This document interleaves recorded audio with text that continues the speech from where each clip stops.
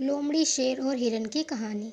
एक जंगल में एक लोमड़ी रहती थी। उसकी जंगल में रहने वाले एक खूबसूरत हिरन से दोस्ती थी।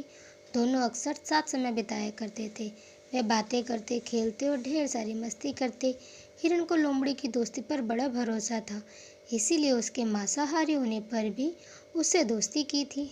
जंगल के अन्य जानवर उससे लोमड़ी से दूर रहने की सलाह देते, लेकिन उसे भरोसा था कि दोस्ती की खातिर लोमड़ी उसे कभी नुकसान नहीं पहुंचाएगी। एक दिन एक बूढ़ा शेर जंगल में आया। शिकार की तलाश करते हुए वह नदी किनारे पहुंचा। वहां नदी के दूसरे किनारे पर उसे हिरन नजर आया, जो लोमड़ी के साथ खेल रहा था। हिरन को देखकर शेर के मुंह में पानी आ गया और वह उसका मांस खाने की योजना बनाने लगा। लेकिन अब उसमें पहले जैसी फुर्ती नहीं रह गई थी कि हिरन को भागकर पकड़ ले। उसने बहुत सोच विचार किया।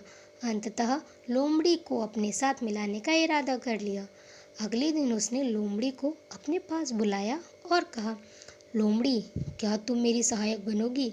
तुम्हारा काम होगा जंगल के जानवरों को फुसलाकर मेरे पास लाना। पास आते ही मैं उनका शिकार कर लूँगा और हम दोनों आधा आधा मांस बांट लेंगे। लोमड़ी ने शेर का प्रस्ताव स्वीकार कर लिया। अगले दिन से उसे काम करना था। रात भर वे सोचते रहे कि सबसे पहले किस जानवर को फुसलाकर शेर के पास ले जाऊं। किसी भी जानवर को फुसलाना आसान नहीं था। वैसे भी जंगल के जानवर उसे धूर्त समझते थे।